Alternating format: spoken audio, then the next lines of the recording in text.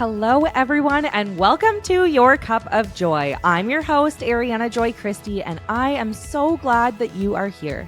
This is a space to inspire, to learn, to grow, and to challenge. Get ready to fill your cup and spread a little joy along the way.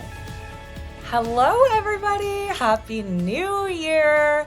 I can't believe that it's 2025. We have a very special guest today. His name is Mike Christie, and he's my husband. Welcome, Mike. Hello. So it's kind of crazy that it's 2025 already. I just feel like the Christmas holiday was like a blur. And I want to chat a little bit about the things that are going to be happening for Your Cup of Joy. So we're going to be doing every other week, bi-weekly now for the new year. And so our first episode, today's episode, actually happens to fall on Mike and my anniversary. So this will be our 5th wedding anniversary when this airs. We will be in Mexico celebrating with our littles. And it will also be the first time that Mike and I have traveled with all 3 of our kiddos without bringing another set of hands. Typically we bring like my mom or my sister or Michaela, somebody to help us. And it's our first time going with no extra hands. We're outnumbered. So hopefully we'll be enjoying our time when this airs, or we could be really regretting our decision, and we will definitely keep you updated. We'll be in the sun. We'll be in the sun. So that's a win. So yeah, lots to celebrate. New things is that it will be bi-weekly, that we'll be launching these podcast episodes, and I have lots of really great guests upcoming. So I'm really excited for the new year and for 2025. I know the last episode was a solo episode, and I chatted a little bit just about the past year and my intentions for this upcoming year. So I hope you have all had a good time to kind of reflect on your year too, and just set like a word or an intention for the coming year. So Mike, on my last episode, I said that my one word or like intention for 2025 is peace. So if you could think of one word that would be like your intention for 2025, what would it be? Might be 2. Feels like time management. That's actually amazing. It is so difficult, especially with little kids who are maybe not on like, I guess we have a routine, but there's just so much unexpected. There's lots going on between events and birthdays and parties. Mm-hmm. Lots of birthday parties. We also planned so poorly and had our kids like right at the beginning of the year. So it's like Christmas, New Year's, so many birthdays. My dad's birthday, my brother, my aunt, me, the twins, Valentine's Day, our anniversary. Like we really just jam it all in there. Yeah, we didn't plan accordingly as we should have probably. Anyways, so I thought it would be fun when I was looking at the calendar and thinking, oh, my first episode of 2025 is going to be a Tuesday, and it was just so happened to be our anniversary. I thought, oh, I'll put a question box on my Instagram and ask some questions that people might have for Mike and I for our 5th year being married. So it seems a little bit crazy, like 5 years. Like time is so weird. It feels to me, you can tell me how you feel too, but I feel like it feels like forever and not long at all since our wedding. Like it kind of feels like it just happened, and it also feels like it was a whole lifetime ago. Yeah, I think especially when having kids, everything just went very fast and very slow at the same time. Yeah. We also got married just before COVID. So the COVID few years there was a bit of a blur, and it seemed like it just seems like a distant past. Yeah. At this point. But there's so much going on. Life's changing so quickly. I think in the last 5 years is the most change I've experienced in my life. Literally, like so much. And unexpected things and planned things. Like it's really wild. So we're just going to go off of some of the questions that you guys gave. I wrote them out kind of in like somewhat logical order, but we might bounce around, who knows? And we'll just answer some of the questions. So the first question is, how did we meet? And some of you might know this if you've followed us for a long time. But do you want to take this on? Sure. We initially met and Ariana doesn't actually remember when we first met, but it was at the same spot at the keg. Mutual friends. Well, a friend of mine worked with her at the keg, and we went there for dinner, and she was our server one night. And then I came back periodically a few times Kept later. bringing him back. And one night, it was before the Black Friday sales in November. I didn't know that. Yeah, we went to the keg with a friend. Happened to meet another friend there, and then Ariana took us home from the bar. That sounds so bad. No, I loved the bar days. Like when I worked at the keg, it was so much fun because you got to know so many people. You formed these relationships with people. You really got to know them and their families. And so I had a couple of regulars who all had different dinners, and then they all sat together at the bar. So it was Mike, our friend Rick, and our friend Steve. And I was in my party days, like it's university, right? Like I'm working at the bar, I'm going to the bar, and I'm in school. So I was like, well, it's just like a chill, was it Wednesday or Tuesday? Thursday evening, like I want to go out. So I was like, what are you guys doing tonight? Like, are you going for drinks? Because my friend was also serving that night and I was bartending. And so we were both closing together and I was like, we should go for drinks after. So I'm like, if you guys just like chill a little bit, like I'll clean up really fast and then we can drive to my house, I'll get changed, and then we can go downtown together. Because I knew them. Like they were safe, fun people who I was just trying to have a good night. And you almost crashed the car as we were leaving. Okay. Well, it left an impression. It did. Whatever. Okay, your turn. Well, that's then once we got out of the parking lot safely, we went downtown and it was an interesting first night. And then It was. Yeah. It was a few months later, probably about 6 months later before we actually started dating from that night. Yeah, that was like our first like hangout, I guess. And it wasn't like romantic or anything. We just were like going for drinks and then whatever. And then we reconnected. And this is my favorite part of the story. Can I embarrass you? Sure. Because I always say that Mike has no wheels because we messaged on Facebook Messenger. Like, I don't even think we had each other's number or anything. We just knew each other from the keg and through like mutual friends. And I was like, oh, what are you doing tonight? Like, we're going to the bar. You should come out drinking. And he was like, oh, I'm just drinking green tea and watching Planet Earth. This was a Tuesday, by the way. I was like, okay, loser. And here we are. And now we're together. Also, in our early days of dating, there were like kind of funny interactions where like I'm pretty good at reading people and I couldn't read. Like I was like, does this guy like me? Does he not like me? Like, I don't know. And remember I used to hang out with Sarah and Shane all the time, third wheeling them. And I would have Shane read my texts and be like, what does this mean? Like, what does he mean? Does he like me? Is he into me? And none of it made sense, so much so that we called him the Enigma because it literally made no sense. So he likes to say that he wheeled me, but I just think he was a loser. I just confused you. Yeah. But it worked out. And now we're married. So there you go. The next question that somebody asked is, how did you know that Mike or Ariana was the one? You can go first. My turn to go first.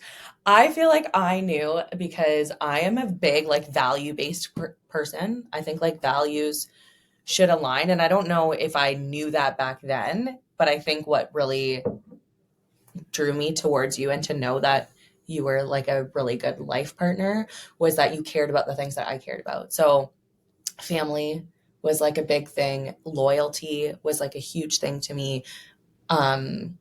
And also you were so supportive of me. Like when we started dating, I didn't really know what I wanted to do for a career.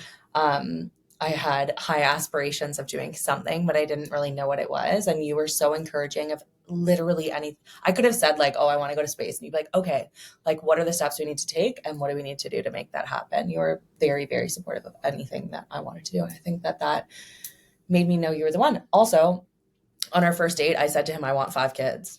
And he didn't run. So I felt like that was like a win too. Well, it was a negotiation. I was at 2 and we've settled for 3. So kind of perfect. Your turn. How did you know I was the one? I knew you were the one when you wouldn't stop messaging me. And no, just kidding. I did not. We just had so much fun together. Constantly having fun, whether it was going out, just chatting long nights at home. And we do have a lot of the same values, loyalty, and same interests, traveling the world, experiencing new things. We're really experience-based as opposed to material-based, which we had a lot of fun, and we've experienced a lot of really cool things together. Yeah, we did this really cool thing. I don't know if I've talked about this before online, but when we were, it was before we were engaged, we were dating. We went back to the keg because we love to go back to where we met. And we asked the server for 2 pieces of paper. So it was like their little serving paper with like the table numbers and everything, and 2 pens. And we both wrote our top 10 bucket list places or experiences that we wanted to go to or do without showing each other. And then we compared them to each other after. And like a few of them aligned. And if they didn't align, they were something that intrigued each of us that we would want to do. Like there was nothing on those sheets that we were like, oh no, I could pass on that. We like really wanted to do the same things and experience the same things. And I think that we were like adventurous, like yes people. And now obviously that subsided a little bit at the stage of life that we're in, but I think we still want to do those like fun, adventurous things together. And that's kind of what drew us to each other. Absolutely. Right? Yeah. Switching gears a little bit, a lot of people asked about the wedding venue and the wedding and kind of how all of that was. So I've shared our wedding video. In fact, some of my Hannah, one of my friends, says like the way that we got to know each other was because she saw my wedding video like on somebody else's page, and she was like, oh, that's so cool, and then followed me, and then we had babies at the same time, and then we became friends and went to the same church and whatever. So it's kind of funny, but I loved our wedding. It was fun. It was literally the best. I had always dreamed, if it weren't for you, I wanted to have like a backyard surprise wedding, like where it's an engagement party and then all of a sudden you come out in a wedding dress and there's a pastor there and you get married. Because I think it takes away like all the pressure of everything else. Only the people who really want to be there are there, that kind of thing. But Mike really wanted a destination wedding. Yep. Why was that? Big thing, I wanted to be married on a beach, which technically we didn't, but we're on the beach quite a bit. But we also have a huge network of people within our work, life, friends, kind of from all over the place. And I wanted them all the opportunity to come. I didn't want to restrict it. So as well as I find sometimes one-day weddings are sometimes pretty quick. It's just kind of a quick, hey, hello. And I want the time to experience it with people. So the idea of booking a destination wedding, having a week with people, just enjoying the time. So it just doesn't go so fast, because everyone who's been married, like the day of is just quick. You're in and out. It flies right by. Yeah. That was like a beautiful thing of it. And it also was such a blessing that people could get to know each other first. So like friends of ours and people in our family and people who mean so much to us formed relationships too. And I think that was like such a special thing and like gift to us, is to see people from all areas of our life really get together over a prolonged period of time, not just a few hours, and like really get to know each other and now continue on their relationships together, which I think was really cool. Yeah, there's still some serious relationships from our wedding. And friendships and bonds. And I just think it's so cool. Another part of this question was, why did we choose St. Lucia? So we got married in St. Lucia, and it was really like process of elimination. I wanted somewhere where, you know, there's destinations where people go every year and they know the resort that they like and they don't like to venture out of that. I didn't want to go to a place like that and have people be disappointed that it wasn't like the resort that they like to go to or the area that they like to go to or whatever. So I wanted something that was like a little bit unique and something that maybe people like hadn't been to before.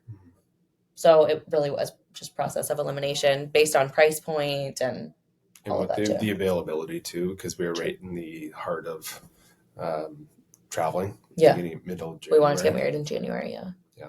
Because we always like to go away in January. So I feel like it's like after the hustle and bustle of Christmas, and then it's cold and you want a little bit of sun. So yeah, it was perfect. We loved it. One of the unique things that we did too, that also was Mike's idea, is a lot of times there's like wedding favors at weddings, and you spend all this money on something that people either don't take home or forget or throw in the garbage. And you want it to be something meaningful that people really want. And so instead of a gift that's, again, materialistic, we're very like experience-based people. So we booked an excursion for everyone a couple days before the wedding. And that was like the best way for people to really get to know each other, spend time together, have an experience. While they were there, not just at the resort. And it was literally so fun. So fun. That was like the best day. It was like a big catamaran boat day. We did like a waterfall, a mud bath, lunch. We did cliff jumping. Yeah. But then everybody really got to know each other and had so much fun. Yeah, the relationships were built right at the start. And then the rest of the week was everyone kind of knew each other from that day on.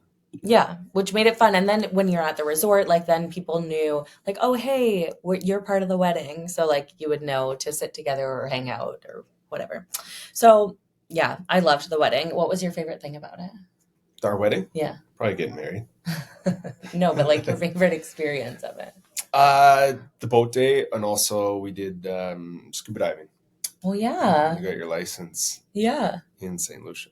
True. That was so fun. And that's its own experience that you had. That was a crazy, crazy experience. Like I don't like water. So it's kind of weird that I like scuba diving. I don't like to swim. I don't like fish. And I'm terrified of frogs, and fish and frogs are like kind of in the same category to me. So I was like, I'll never do that. But then Mike and I would travel together and he would go scuba diving. I'd be like, what am I going to do today? I would just like hang out or bar hop or do something like not as fun. And you would come back saying like how great it was. And I was like, okay, I need to experience this. So I thought, okay, I'm going to put on my big girl pants, make this work. And I was terrified. Yeah, it was so awful. And the instructor was not kind there. He was like mean, and he was telling me these horror stories, and I was so scared. But it worked out well, and I got my scuba license, and then we dove more on our honeymoon, and it was just wonderful. That was your favorite part of the wedding? I think so. Yeah. I'm trying to think of what my favorite part was. I think I loved the catamaran day. Yeah, it was fun. Yeah, and just like I said, like seeing everybody just enjoy time together. And when you have relationships that are so meaningful throughout your life, like the lady that babysat me when I was a kid, like Jane, hanging out with like friends of mine that she had never met before, like that's so special because they all are so meaningful to you. So yeah, that was my favorite thing. Again, fast forward after our wedding, we had twins. So people want to know, what was Mike's reaction when you found out you were having twins? Oh, basically that. Literally nervous laughs. Well, we had on the drive there, I still remember because it was COVID, and it was a Sunday morning. Yeah, it was so random to have an ultrasound on Sunday morning. Yeah. But I think it's because I was really like, because it was COVID, you didn't get to have a doctor's appointment. Like I wanted a blood test to have my doctor's appointment to confirm that I was pregnant. I probably peed on like 36, like just in disbelief, like because I wanted it so bad my whole life. So I called and I was like, I just really want to confirm that I'm pregnant. Like, please, I'm really nervous. I don't want to tell people or like be disappointed. And so the midwife was like, okay, I'll squeeze you in. And they must have just like had some type of connection of like openings of overflow on Sunday morning or something. Cause that's weird to have it on a Sunday morning, but or capacity issues. They could only have a certain amount of people in the office. True. But yeah, so we drove there. We kind of joked because Ariana had, it was the fruit app, right? No, it was called Hello Mom or something. I downloaded every app and it was like the most low tech app ever. It just told you one sentence every day. Yeah. And on the way driving, it said, today you'll find out. No, I think it was the Thursday before. Oh, it was pretty close. Yeah. But it said like, hi, mommy, if I'm twins, you'll find out at your next ultrasound. And I literally was like, what kind of sick human being wrote this? Who would do that? Like, who would say that? And then we joked about it again on the way.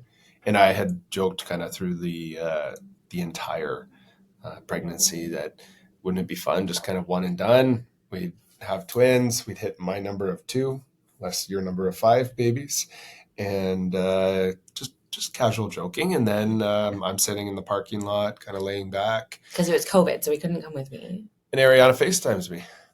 And so I'm FaceTiming in the parking lot, and Ariana's pointing the camera at the monitor. And I'm kind of squinting, and then all I hear is Ariana go, "Wait, is that 2?" Because since I was looking through, because I wanted him to experience this with me. Like, yes, I carry the baby, but it takes 2 people. So I wanted you to be like involved. So I said to the ultrasound tech, like, can I FaceTime my husband when you show me? Like, I don't want to experience it before him or whatever. So I was looking through the phone, and because it was through the phone, I thought I was seeing double. And then I was like, hold up. And the ultrasound tech had a mask, so you can't see her smile, but like her eyes all of a sudden lit up, and she's like nodding her head like, yes, it's twins. Surprise. I think I just like blacked out. Well, it was just nervous laughter for the next 24 like laugh hours. crying at the same time. That was crazy. Crazy. Plans changed a little. Changed a lot. And we had already told my mom and brother and sister that we were expecting, but then we were telling the rest of the family that day. Remember, it was my Aunt Gwen's birthday, and we were going to tell the whole family by writing it in a card that she would read. And so then that was like my brother and sister and mom thought they were in on the surprise, but then it was like another round of surprise. Yeah. Which was kind of fun. Yeah. It was crazy. Again, about kids, what is our favorite one-on-one activity for each of us with each kid? So one-on-one activities are something that we're trying to prioritize, or one-on-one time with our kids, because with twins, obviously so hard. Like, we do everything together. And then Callie was so close in age. Like, there's only 18 months between her and the twins. So it's very difficult to have one-on-one time with them. But Axel's favorite thing to do is go to the movies. Mm-hmm. So when he asks for a date, he wants to go on a date to the movies. And Oscar is such a social bee that he just wants to go to a restaurant. So he always asks to go to the Keg because he likes to sit at the bar with me and have a special drink and bread. What would be your like dream one-on-one time with them? Well, one-on-one with Axel, Lego after Christmas. Yeah. I spent hours building Lego. He's only 3 and we're doing 8+ Lego, and he just loved learning and figuring it out as we go. So that was a full day COVID time. And then Oscar loves to play sports and hockey, and actually he usually wakes us up in the morning or just to go downstairs, and we watch Sports Center, and he sits on my lap while I have a coffee and we watch sports, and he talks about all the hockey, and ooh, Dad, look, he scored. I'm going to score 100 goals. Yeah. He says. And then little Callie, I love time. Her bath time and I is really, really special. Mm-hmm. She just plays and communicates. But then also after bath time, we hide. It can be for 5 minutes. It could be for 25 minutes. They hide under the covers of our bed because I breastfeed her in our bed before putting her to sleep. And if I come into the room before she's hidden under the blankets, like, she is upset. Yeah. Pissed. Like, Mommy, go. I'm hiding. She's like so sad if I ruin her surprise. It's so awesome. It's so cute. And I like taking her to any place. Like, she loves little gymnastics places and playgrounds. And yeah. This is a tough question, I think, because I don't have an answer, but I'm intrigued as to what you would say, Mike. But how do you maintain a healthy marriage with kids? Oh, that's a tough one. Yeah, because I don't think that the struggles that you face in a relationship while raising children, that you can anticipate that. No. People say it's hard, but like, what does that mean? You know, until you experience it, it's like, it's crazy. Well, and all kids are different and have different needs as well. Yeah. So managing the needs of the kids and who's the best at doing that at any given time changes. One day, one of the boys could be loving dad. The next day he could be loving mom. Yeah. So it's not, we can't say it's one specific role. I think being flexible and forgiving are the two biggest things, because it doesn't go as planned. There's no plan structure. Yeah. And every kid, even the twins, are totally different. They have different needs. And I would say something that it ebbs and flows, but we were really good at establishing, especially when they were young, is creating time for each other. Yeah. So like sleep training was really important to us because twins are difficult, and that was the decision that we made. And I think that gave us time. Like even now our kids go to bed at 7:30 at the latest typically. So it allows us to, even if we don't have a babysitter, still have time together to spend. Because it's very easy to find other things to do. Yeah.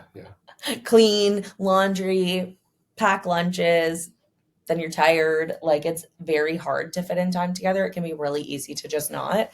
And so I think prioritizing time together is important, I would say. Yeah, getting a date night once every 2 weeks or so. Yeah. I saw something online the other day that was, I'm probably going to butcher it, but it said the 2-2-2 rule. And it was like date night every 2 weeks, night away every 2 months, and trip, like week-long, like parent-only trip every 2 years or something like that. And that was like a goal to aspire to. And I was like, that's pretty cool. Like, I kind of love that. Yeah, it's simple. Yeah. But it is important to gets your time. Prioritize the time. I think this question is really great. There's two that kind of go together. One is, does Mike help with discipline? And number two is, do you tap out with tantrums? So I've spoken really openly about like meltdowns, big feelings that our kids have, and that it's very difficult to deal with. I kind of laughed at the question, does Mike help with discipline? Because yes, he does. Like, I think sometimes people think that like, maybe, I don't know, there's stereotypes that maybe the mom would be the person to like parent, but you are a better parent than I wouldn't say better parent. a lot of the time. Like Mike is a very, very involved parent. And I think one thing we do well together is that a lot of the time we're on the same page in our parenting decisions and like support each other. Yeah, and we're a really open communication on discipline and what's working and what's not. And again, it changes all the time. It changes all the time. It's so hard. And I would say almost all the time we're on the same page or pretty close to the same page. Mm-hmm. So yes, he does help. And tapping out, I love the idea of tapping out. We don't necessarily like, hey, you're out, I'm in. But sometimes if I'm with Oscar, let's say, and he's crying for a really long time, you'll come up and check in to see like if I need a break and vice versa. And I think it's good for the kids too when we're switching to kind of just, sometimes their brains don't have the capability to, like, they don't want to be upset, you know? So sometimes like a change I think can help to regulate. And so yeah, we don't have a system for tapping out, but I think we support each other in the parenting and tantrums. How much alone time do you and your husband get together each week? Not really that much. None. Yeah. We prioritize date nights for sure. Like we have babysitters who can come after the kids are asleep and things like that. But then a lot of the time it's like a social thing. So like then we'll invite friends because when do we get time out? So then we invite friends or we do something for work or whatever. Like a lot of we have time. It's not like we don't do anything, but it's not really alone. There's always something on the calendar too. Yeah. Whether it's work or whether it's sports. Yeah. You play soccer, I play hockey. Yeah, true. So there's always seems to be something going on. Yeah. So really not that much. Maybe that's something that can be one of our goals for 2025 to prioritize is more time together. I really liked this question actually, and it got me thinking, and I don't really know exactly what my answer is, but advice for growing your family while also staying relevant in your career. I know. Does that make you like think like, well, because Mike and I both really love our careers. We have some overlap in our work. but we also love being parents. So you want to take this one first? Advice for growing your family while also staying relevant in your career. Well, it's managing your time. One of the things you can't get back is time, and the time with the kids goes very quickly. Even the boys turn 4 in a couple weeks, and a month, just under. Don't say a couple weeks.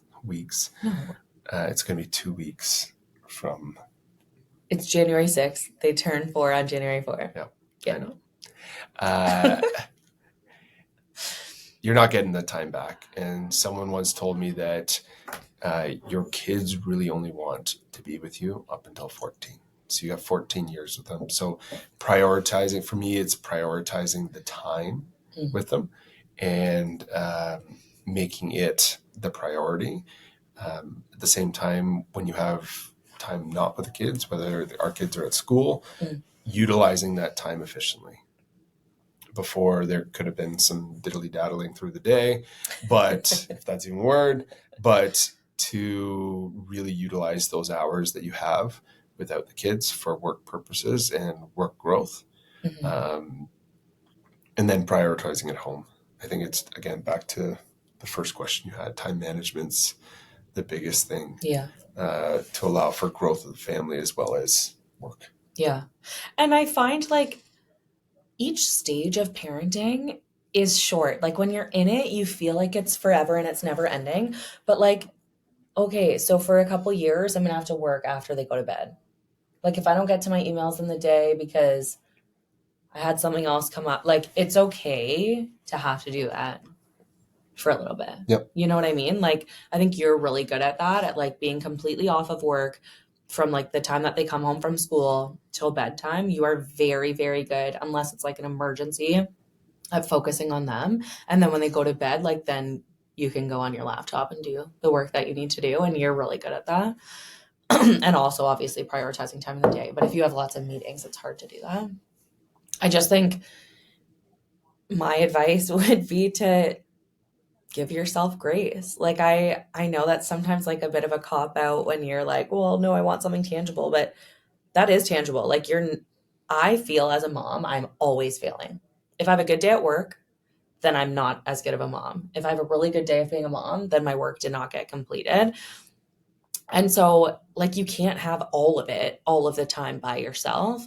And so just being gracious and knowing that like I said, like some days my work is going to take priority and other days my family is going to take priority, and both days will be good. It just means that the other thing had to be put aside a little bit. Yeah, and you have to be able to support your partner as well. Mm-hmm. And prioritizing when they need support, stepping in. Yeah, and I think that goes back to communication too. All of that to say that it is very difficult to grow your family and also stay relevant in your career, both from a mother and a father's perspective. So I think sometimes we think like, oh, it's harder for moms or it's harder for dads or whatever, but I don't think that's the case. I think it's just different, and it's hard on both because we both want time with the kids. Yeah. And we both also want to succeed in our careers. And I think that's okay. And I actually think that that's good. I've also really enjoyed having those conversations with the kids, like talking to them about work. Like, oh no, daddy's at work or mommy's at work. And why do we work? And like, you know, food costs money and the house costs money. And I think those conversations are really good to drive them, not only talking about money, but like aspirations and things that you want to do, and sharing some of your work with them at an age appropriate time, I think is good. I think you're modeling hard work for your kids too. And that's not a bad thing.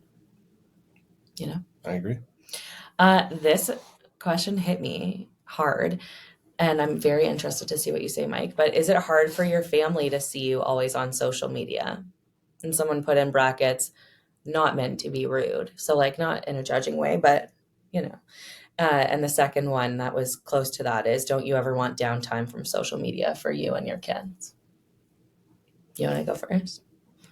Or do you want me to? You can go first.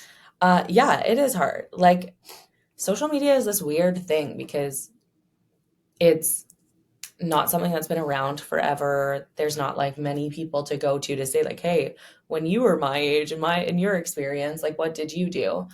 I don't know what the right answer is. Yes, I'm on my phone a lot. Yes, I love my community. Like I love the conversations that I have in my DMs. I love, when people tell me that they're expecting twins and nobody in their family knows, or they're in the NICU with a preemie and they're looking for some advice. Like I love that so, so much.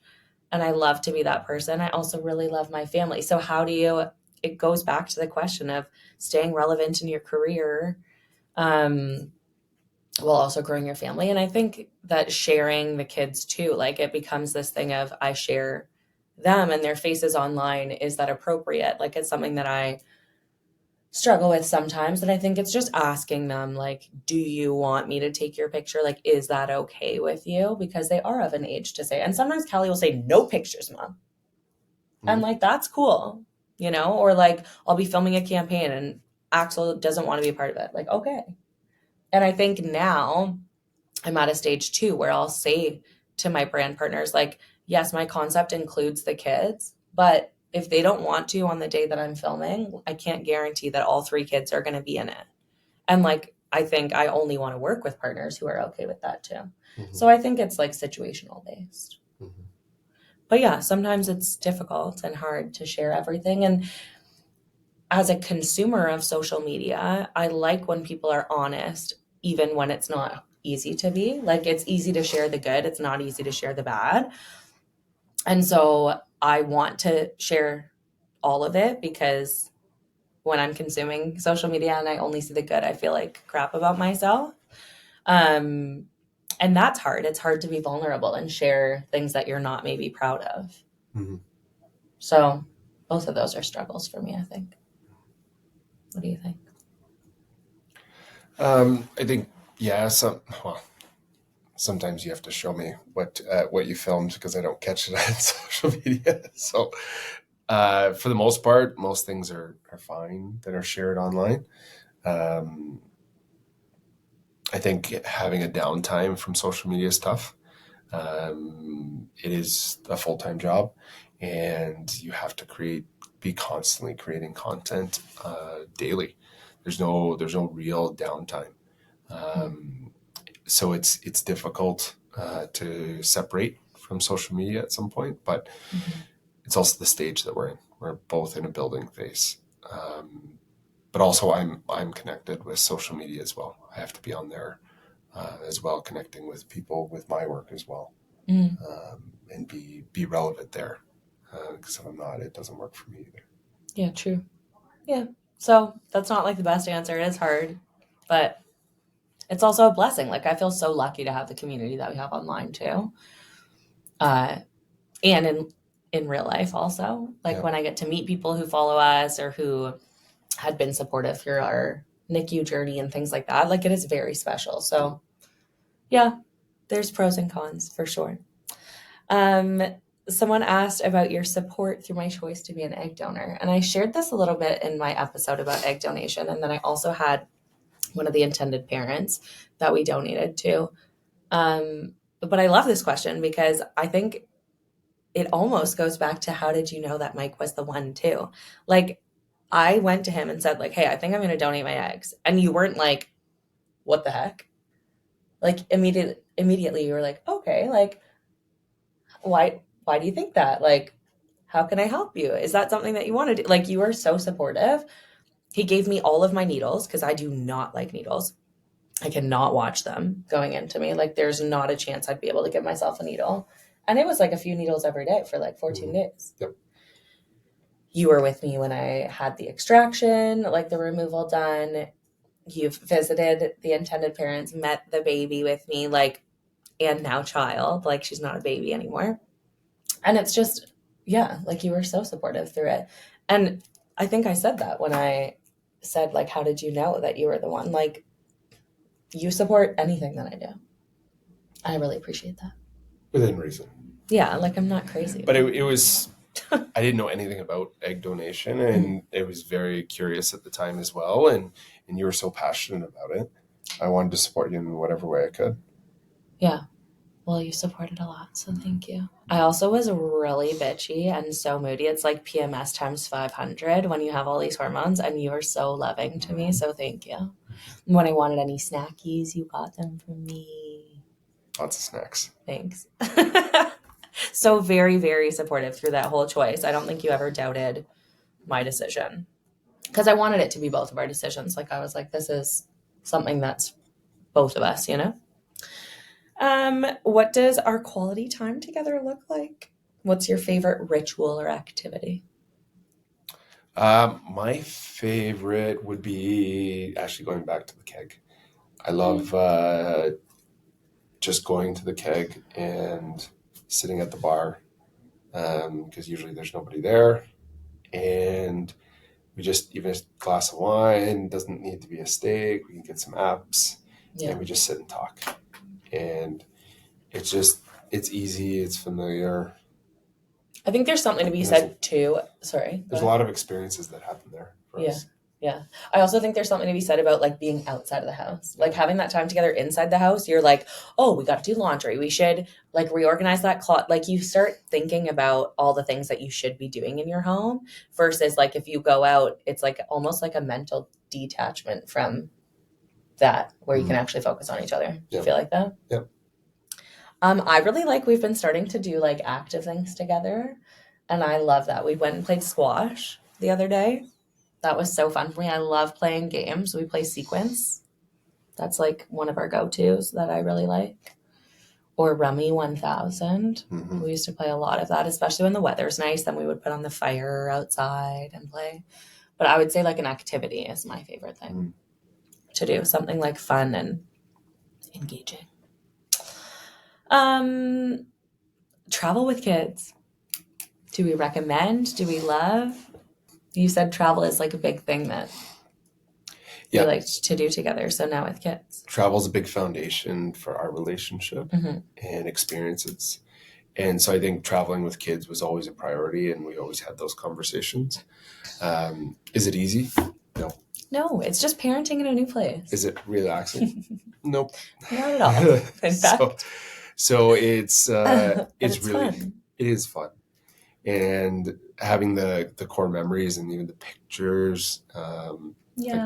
Like showing pictures of the kids when they were in Mexico a few years ago for our upcoming trip is really cool. They're very excited to get on a plane and just have that experience. Yeah. But if you're looking for a relaxing week on a beach with a book, won't happen. You probably will pack $3 and read that. Yep. But I think it is fun, and there are ways to ease the craziness and the busy. Like, again, we sleep trained our kids, and so we had like 3 pack and plays, 3 slumber pods, sound machines for everybody. Like we had have a good routine of like how that goes. I also think that traveling with kids before 6 months is much easier than after 6 months. Once they're moving, like it seems daunting when you have your first baby. You're like, oh, they're a newborn, they're so fragile, all these things, but they sleep the entire time. Yeah. And if they cry, you just put them on your boob or you give them a bottle and they just go back to sleep. Like I loved traveling with them when they were really little. When they're moving around and they're eating solids and you have to plan meal times, like that's when it becomes a little more. And the clothing. Hectic. Yeah, clothes. There's like five clothes a day. So then we have to figure out laundry. Yeah. Spitting up, eating, like we were like stripping our kids naked to eat. And on the plane, it was so much easier before they were 1. Now you need like 100 toys, 100 snacks, and they're still going to get bored and antsy. So yeah, I would definitely recommend, like my whole thing about having kids was I didn't want our life to change so much.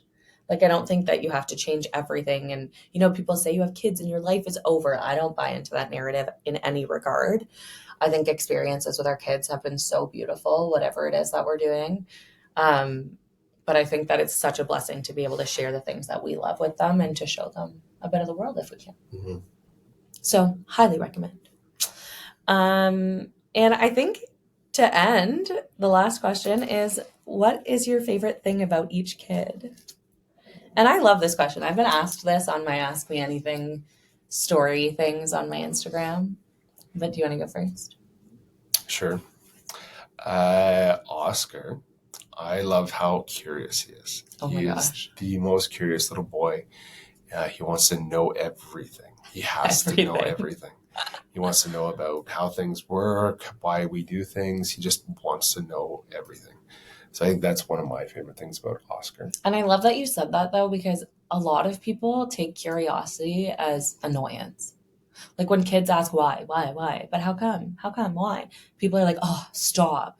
So I kind of love that you buy into the, like, he's learning, and that's beautiful. Mm-hmm. So it's cool that you take something that could be negative as a favorite thing. Yeah. I think that's cool. And then Axel's personality is actually very similar to mine, and he's very low-key and mellow, and then he really enjoys one-on-one time. He doesn't like a big group of people. He just likes to cuddle up with you on the couch. Like, he's just very easygoing, and just wants to enjoy his time with the small group of people, which is his family and one best friend at school. That's who he wants to be with. It's so cute. And then Callie and I have our own little relationship. She is definitely a daddy's girl. Dads and daughters. It took a while for me to develop a relationship with the boys, but Callie, it was like within weeks we were very, very close. My favorite thing with her is she's so chatty and not scared of the boys at all. Yeah. She wants to be right in there. She's not shy. She's very warm and cozy when she wants to be, but she's also like intense too. Nothing she can't do. She's not scared, and she wants to be a part of everything. That's true. My favorites in the same order, I think, would be I love how outgoing Oscar is. Like, because he's social and outgoing and likes to be out of the house, I bring him with me for errands, whereas Axel is a homebody and loves to be at home. And so on errands, like, he'll talk to everybody and tell them like the most random things. And I just think it's so cool and so amazing that like his personality just really shines, that like he loves people, he loves to talk, and he's not scared to do it. And I just love that so much. And he's caring. Like, we have been talking a lot about some of the volunteer work that we've been doing as a family, and that's just like at the forefront of his mind. Like, if there's a toy and he's like, oh, we haven't played with this in a while, mommy, maybe we could donate it. Like, he is really starting to understand that being giving is a really great quality. And I love that about him. Axel, I love how focused he is. And I love, this might sound so silly, but I love how much he loves comfort. So like, if he has to wear jeans, he's pissed. Like, kid wants to wear sweatpants and he knows it, and a hoodie, and he must have his hood on. And if I wear my fur jacket or if I have a soft blanket, like, he's cuddling me and telling me how much he loves it, and he won't stop. And I just love that, like, the smallest things like that, like just comfort, make him so happy. And when he really is happy, his entire face lights up. Mm-hmm.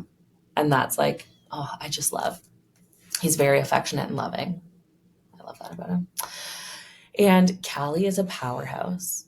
Like, my favorite image of her is when we go to Fun Villa, which is like the boys' favorite place. She becomes like a new person. She walks in and she storms around and like no one is getting in her way. And I just think that's like a great analogy for who she is as a human being. Like, she sets her mind to something, she's going to do that. Yeah. She's very tenacious. And I just think that that's a really good quality for a little girl. Mm-hmm. So that's our kiddos. Well, happy anniversary. Happy anniversary. It'll be our anniversary next week when this airs. And we'll share a little bit of our trip in Mexico. And yeah, thanks for asking all of these questions. Thank you for following along. Thank you, Mike, for joining us, because he does not love to chit chat and be filmed. It's not my favorite thing in the world. So thank you for sharing. Thank you so much for tuning into this episode of Your Cup of Joy. I hope you enjoyed today's conversation as much as I did. And if this episode resonated with you, or if you've been loving this show, I'd really appreciate it if you could take a moment to rate, review, and subscribe wherever you are listening. Your support helps the podcast grow, it helps it reach more people, and it means the absolute world to me. So keep filling your cup with joy, and I will see you next week.